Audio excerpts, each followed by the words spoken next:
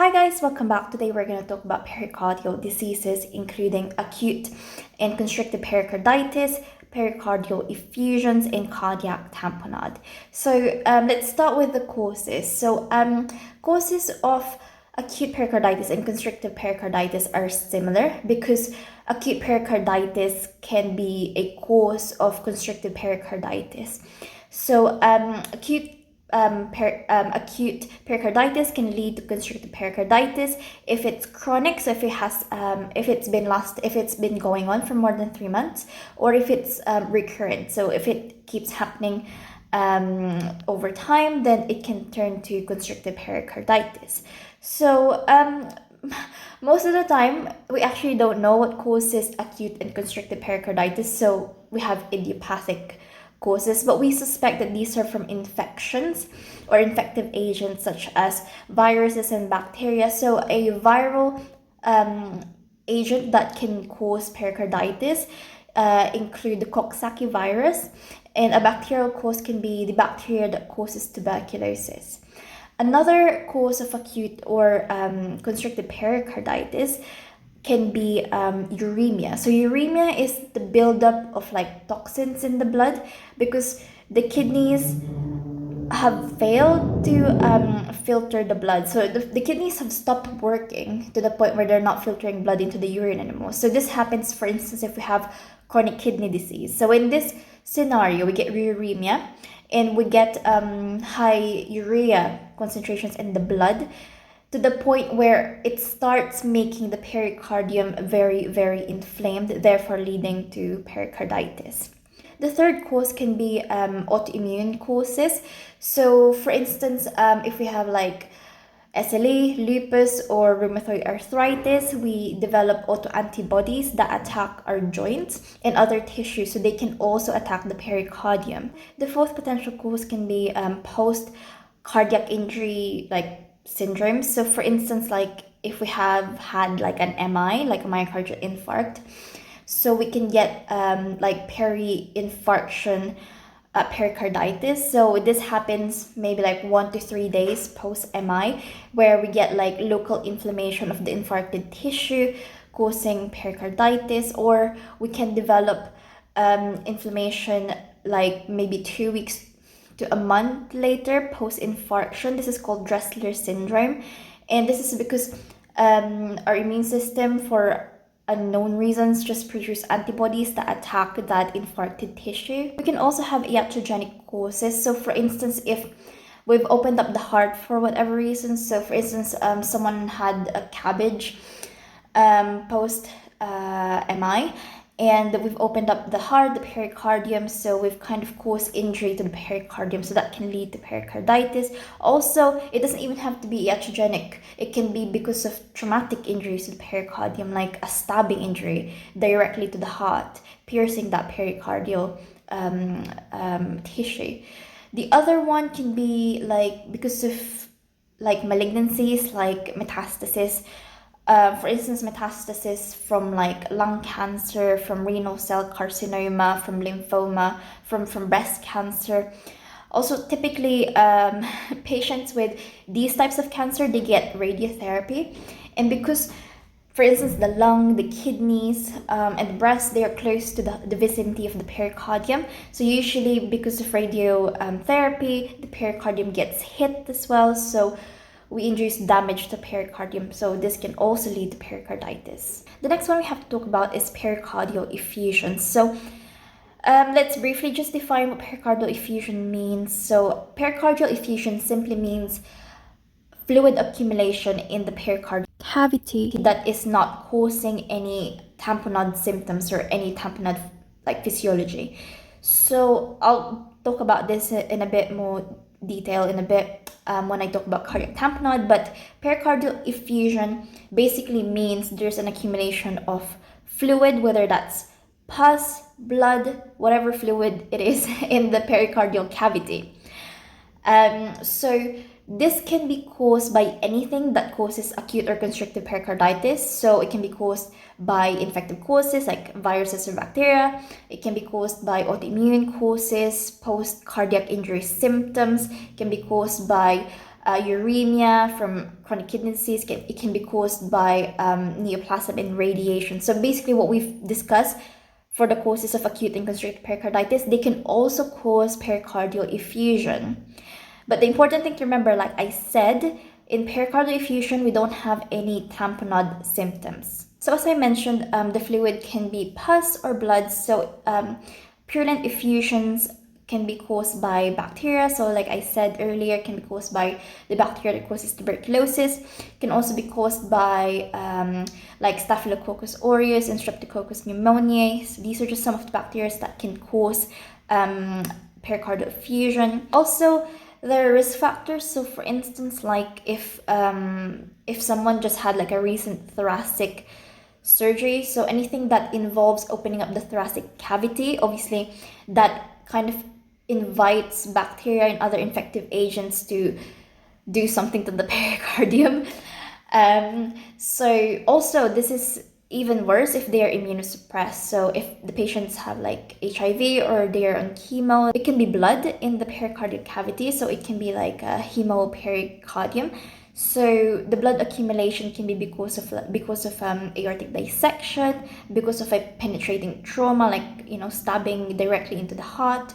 It can be caused by like wall rupture post MI, because the infarcted tissue makes that bit of the myocardium weak and therefore prone to being ruptured. So blood can leak out from like the left ventricle into the pericardial cavity. And finally, cardiac tamponade. So honestly, like everything that I've just discussed can also cause cardiac tamponade. So it can be because of hemopericardium, so blood inside the pericardial cavity. It can be because of purulent effusions from infective causes. It can be malignant effusions from metastasis and neoplasm. The only difference between pericardial effusion and cardiac tamponade is in cardiac tamponade, the effusions themselves causes tamponade physiology. So that just means that the pericardium has surpassed its stretch like limitations to the point where it doesn't stretch anymore, and this means that there is such a high pressure in the pericardium, meaning that it actually compresses onto the heart and it reduces the filling of the heart. So this is tamponade physiology. Now let's talk about the clinical features of these pericardial diseases, starting with acute pericarditis. So in acute pericarditis, the main symptom that the patient would complain about is probably chest pain. The chest pain will be pleuritic in nature, meaning that it's worse when they take a deep breath in. So during inspiration, the pain gets worse, it's pleuritic. It's also positional, so if the patient is lying supine or flat, the pain is worse, and if the patient sits up and leans forward, it relieves some of the pain, so it's positional. It's also described as sharp and stabbing pain, so it's not like an MI pain where it's like a pressure squeezing pain. It's not like that. It's sharp and stabbing. And finally, it radiates to the trapezius. The other clinical finding important for pericarditis is a friction rub. So when we auscultate the heart, we will hear a triphasic friction rub, which means that the friction rub occurs in 3 parts of the cardiac cycle. So we can hear this during atrial systole, ventricular systole, and ventricular diastole. Moving on to constrictive pericarditis. So in this case, we have a very stiff, very rigid pericardium, which means that it's not gonna let the ventricles expand as much during diastole. So this reduces ventricular filling, which then reduces end diastolic volume, which then reduces preload. So there's 3 main clinical findings that are very suggestive, very indicative of constrictive pericarditis. So this includes heart failure symptoms, pericardial knock, and the Cosmos sign. Let's discuss these clinical findings in more detail. So like I said, in constrictive pericarditis, we're going to get heart failure symptoms. And why? Well, this is because we have a rigid, stiff pericardium that doesn't allow the ventricles to expand during diastole, right? So if the ventricles don't expand fully during diastole, we get less ventricular filling, which means less end-diastolic volume, less preload. I think I said this earlier actually. So when we have less preload, then we're gonna decrease our cardiac output. So let me just start by saying there's two types of heart failure. So please watch my heart failure video. We have right side heart failure and left-sided heart failure. In constrictive pericarditis, so the patient shows more right-sided heart failure symptoms. And I think the reason for this is because the right side of the heart, so the right ventricle, it's a lot thinner than the left side, so it's more like compressible. So we get more right-sided heart failure symptoms compared to left-sided heart failure symptoms. So what happens is, because we have such a rigid pericardium, so when that right ventricle tries to expand during diastole, it can't. So what happens is the blood backs up to the right atrium and backs up to the superior vena cava. And if it backs up to the superior vena cava, this is gonna appear as a jugular venous distension. So we can get jugular venous distension as one of the symptoms.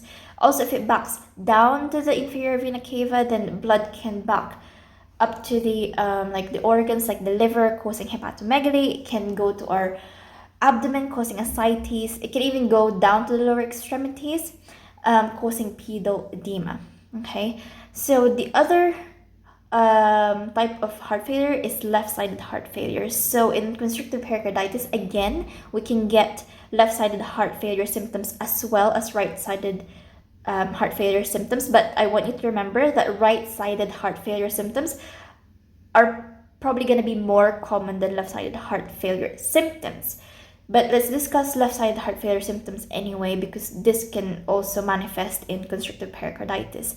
So where should I start? Okay, because we have, like I said, low preload, because the ventricles are not stretching as much, we have low cardiac output. And because we have low cardiac output, we get like reflexive increase in heart rate. We get reflexive like tachycardia as a result.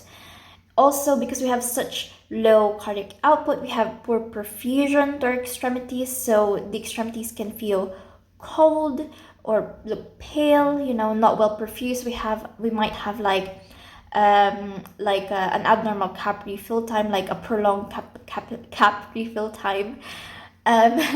Also, because whenever that left ventricle tries to expand, because the pericardium is just so stiff, it's not going to let the left ventricle expand. So this means that blood will back up to the left atrium into the pulmonary circulation, causing pulmonary edema. And this will manifest as dyspnea or orthopnea, or even like paroxysmal nocturnal dyspnea. The second very important clinical finding for constrictive pericarditis is the Kussmaul sign. So this is like a paradoxical increase in JVP during inspiration. So in a normal person without constrictive pericarditis, what typically happens during inspiration is that, okay, when we inspire, we decrease our intrathoracic pressure, and that creates like a sucking, pulling effect. So it kind of like sucks or pulls the blood back into the right side of the heart. So in that sense, it would decrease the JVP, okay? But if we have constrictive pericarditis, because we have such a stiff, rigid pericardium, whenever that blood whenever we try to suck that blood back into the right side of the heart, the right ventricle is just not gonna let more blood in, because the pericardium isn't gonna let it stretch.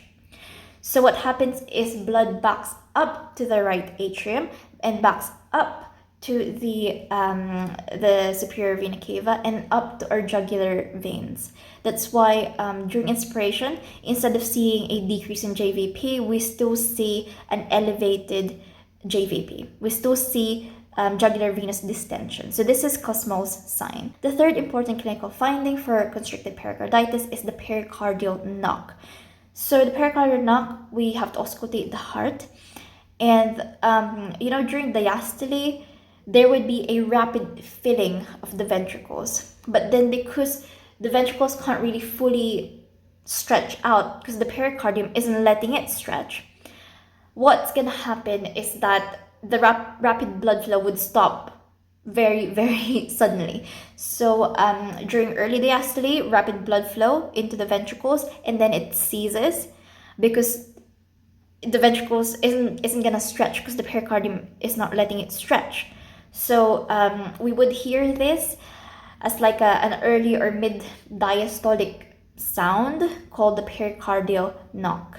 Moving on to cardiac tamponade. So in cardiac tamponade, what happens is that the pericardial cavity gets filled with fluid, whether that's pus or blood, to the point where it starts compressing the heart. So it starts to really significantly reduce that ventricular filling because there's fluid in the pericardial cavity.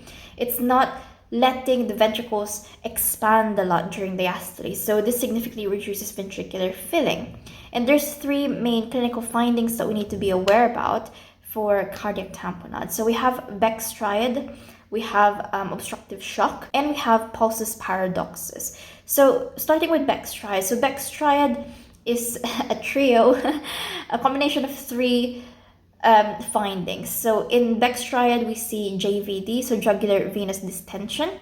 We see hypotension. So we get hypotensive because the ventricles are not expanding so much during diastole because of that, because of the fluid inside the pericardial cavity, and that compresses the ventricle. So it's not filling in a lot during diastole. So this means that we have decreased ventricular filling, leading to decreased end diastolic volume, leading to decreased preload, which means decreased stroke volume, which means decreased cardiac output, which means decreased blood pressure. This is why we get hypotensive. And the last component of Beck's triad is distant heart sound. So because of that fluid inside the pericardial cavity, when we auscultate the heart and listen for the heart sounds, they can sound very distant.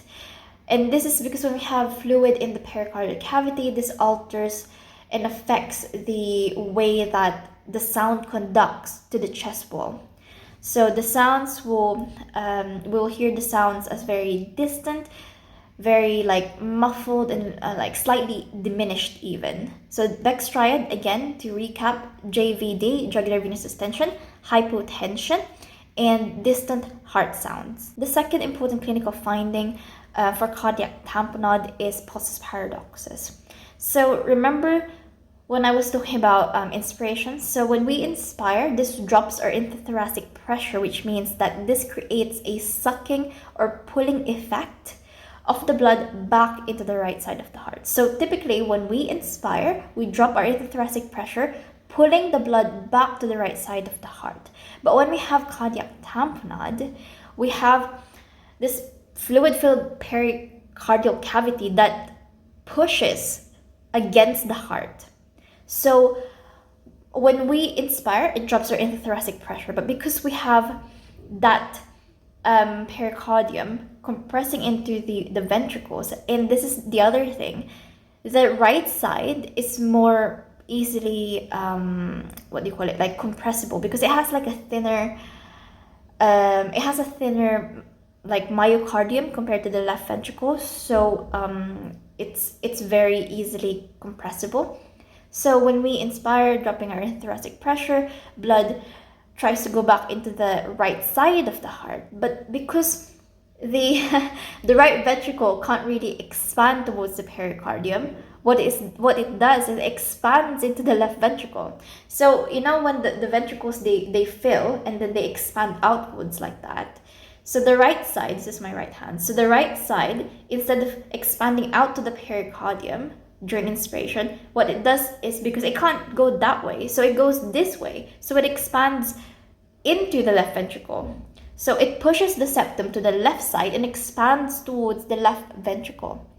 So when this happens, we decrease left-sided filling. So because the right ventricle has expanded into the left side, the left ventricle, poor left ventricle, it we reduce the amount of blood that gets into the left ventricle, and therefore we reduce the amount of blood that gets out of the left ventricle. If we don't fill it with so much blood, we're not going to be able to pump a lot of blood out. This means that during inspiration, because we're not pumping out so much blood from the left ventricle, we drop our systolic blood pressure.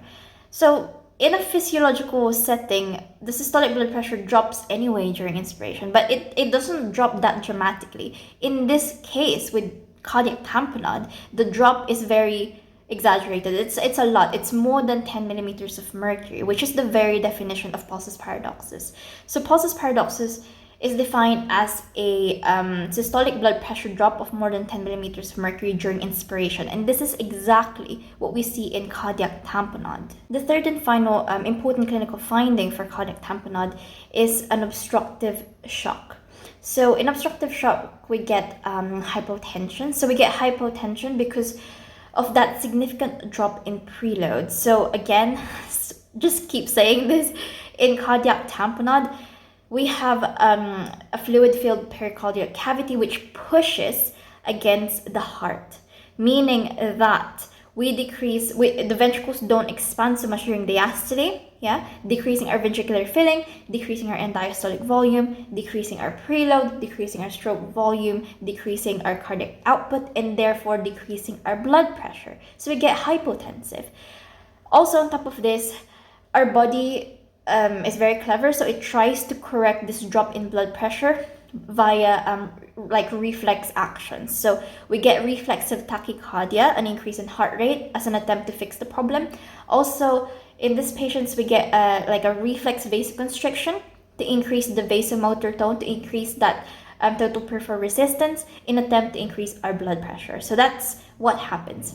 Another thing Another indicative sign of an obstructive shock is very, very high pressures in the right ventricle and in the left ventricle. So when we thread what's called a Swan-Ganz catheter to the heart, we can measure the left ventricle and right ventricular pressures. So in cardiac tamponade, we have very, very, very high right and left ventricular pressures, because that pericardium filled with all that fluid is compressing into the heart. It's like, ugh. So if it's compressing into the heart, it's generating a lot of tension there. So that increases the pressure inside the chambers of the heart. Also, because, like I said, the right side gets pushed a lot more. Well, it's a lot easier to compress it because it has a thinner myocardium than the left side. What we will get in these patients is very, very low venous return, because, if you're compressing that right ventricle, you're generating lots of right ventricular pressure, and blood won't want to go back to the right side of the heart. So we decrease venous return. Another indicator of an obstructive shock is very, very high left atrial pressure. So we can measure something called the pulmonary capillary wedge pressure. So this gives us a measure of the pressure in the left atrium. So what we will find is this is going to be very, very high, because again, the pericardium is compressing against the left atrium. So what we will find in these patients with cardiac tamponade is their pulmonary capillary wedge pressure is going to be greater than or equal to 18 millimeters of mercury, which is high. And this is going to cause blood to back up to the pulmonary circulation. Now let's talk about the diagnosis. So starting with acute pericarditis. So the way that we diagnose acute pericarditis is, firstly, we look at the clinical findings, like the symptoms that they are experiencing. So pericarditis, like we've discussed earlier on, the chest pain that the patients feel, they are typically pleuritic, which means that it's worse during inspiration. It's a sharp stabbing pain. It's positional, so it's worse when they're laying down, and it improves when they sit up and lean forwards. And the chest pain usually radiates to the traps. Also, we can see some new or worsening pericardial effusion when we order an echo. We will also see different changes on the ECG. So when we order an ECG, Typically for acute pericarditis, we're going to see ST segment elevation. We're going to see diffuse ST segment elevation, which means that we're going to see ST segment elevation in multiple leads, both in the precordial leads and the limb leads.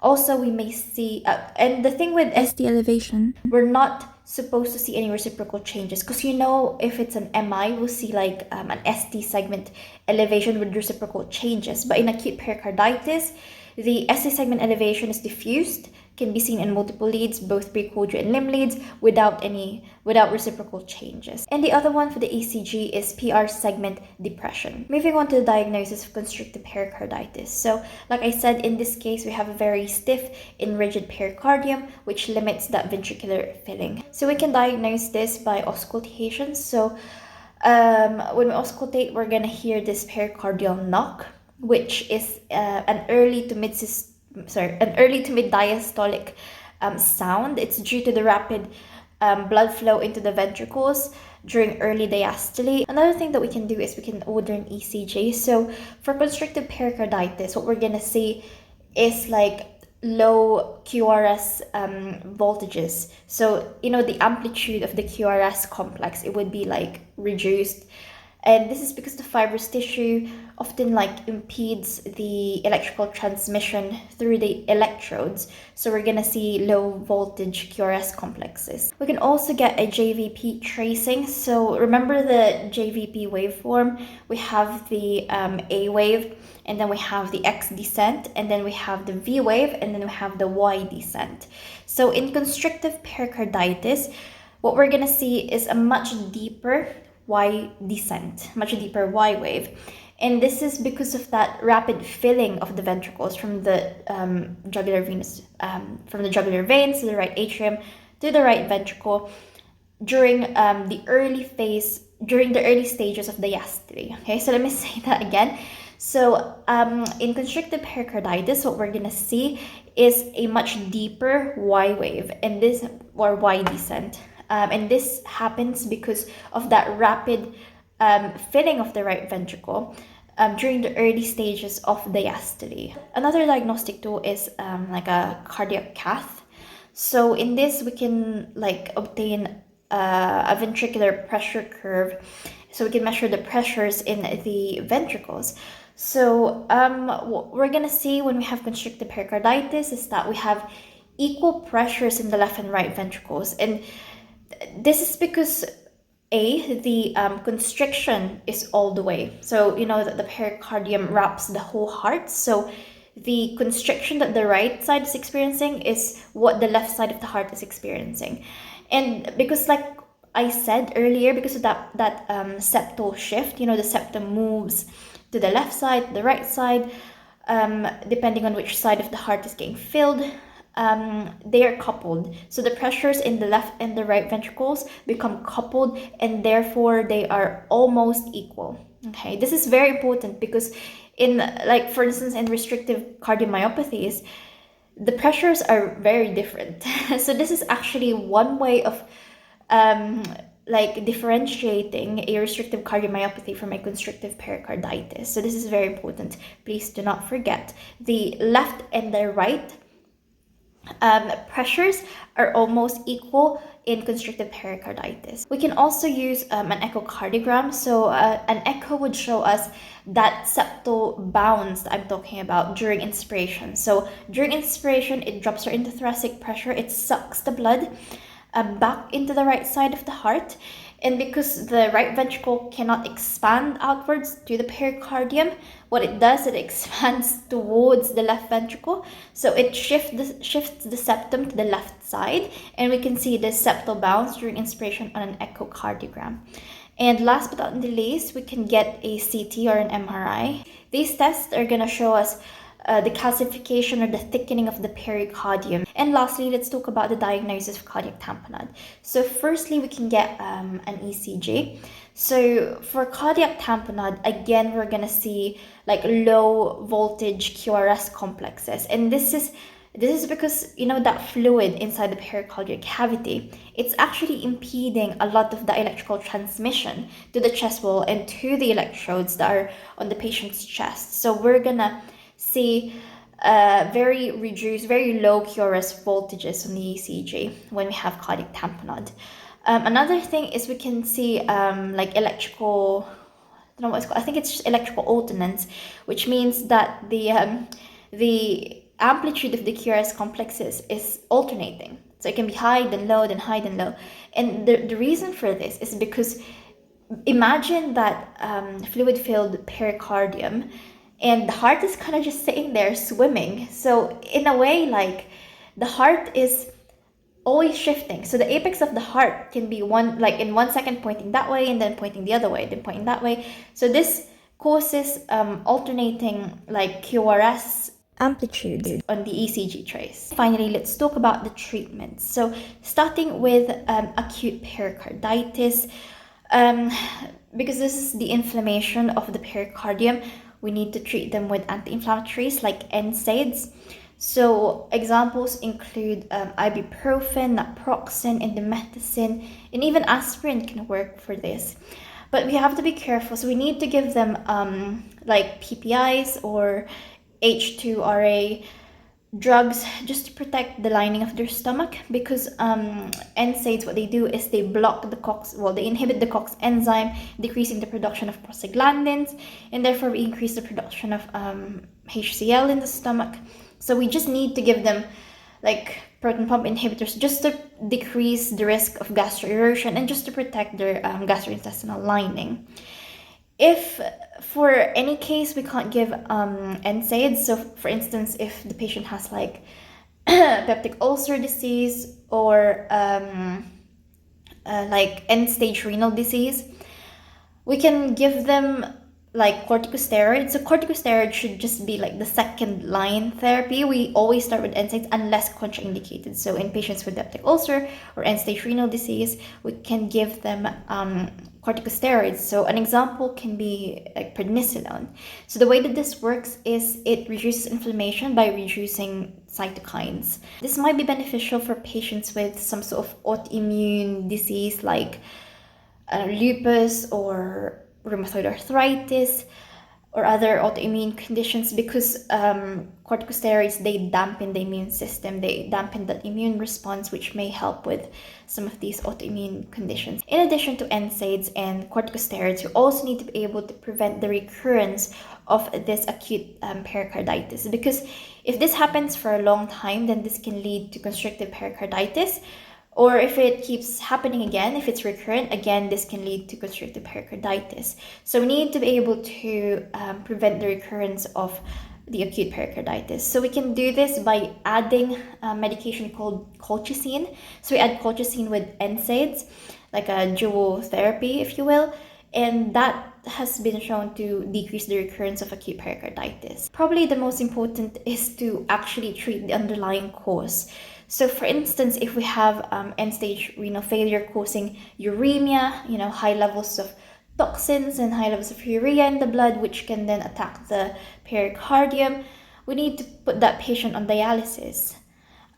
If it's because of a neoplasm, obviously we try to give chemo or like treat it with radiation, radiotherapy. If it's autoimmune, then we try to give immunosuppressants so that we don't develop antibodies attacking our pericardium, causing pericarditis. Moving on to constrictive pericarditis. So remember I mentioned that constrictive pericarditis causes a lot of right-sided heart failure symptoms. So we need to treat the right-sided heart failure symptoms. So we try like restrict their fluids, and we try restrict their sodium intake.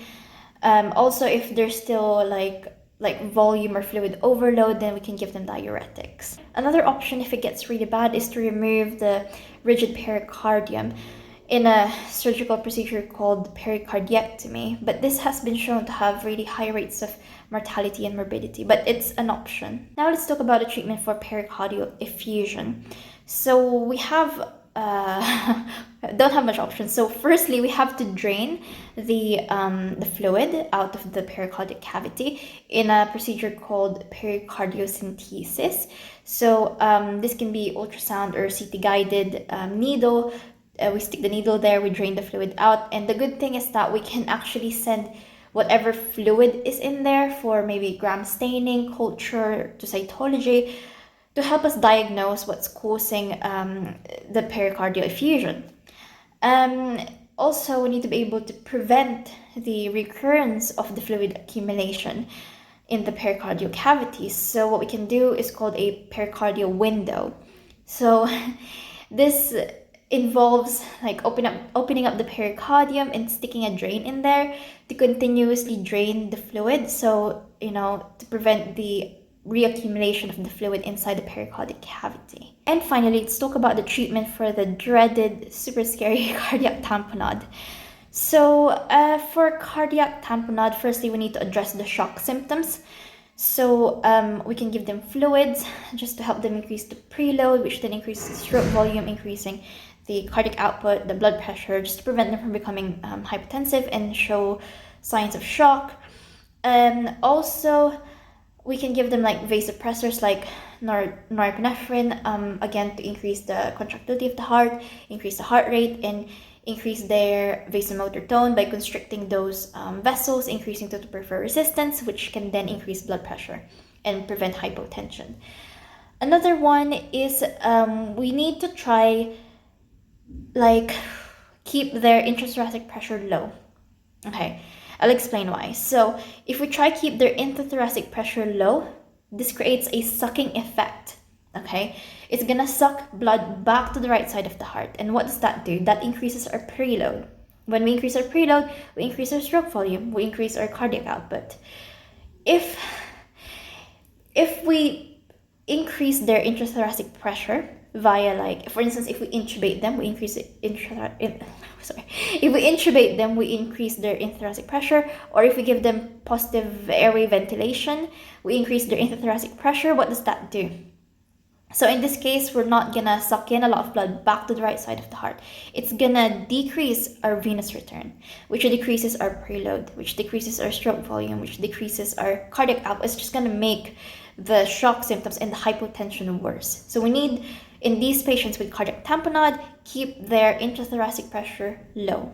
And lastly, we can also drain the pericardium. So we can drain them via pericardiocentesis, sticking a needle in there, via ultrasound or CT guided needle, which then drains the fluid out of the pericardial cavity. And then we can send that fluid to cytology or for gram staining for culture, just to identify the potential source of those effusions. I say purulent effusions, malignant effusions. It's just gonna help us diagnose and identify what's actually causing those effusions. And again, we need to prevent the reaccumulation of the fluid in the pericardial cavity. And we can do this via a pericardial window. So again, opening up the pericardium, sticking a drain so that it continuously drains the fluid out of the pericardial cavity.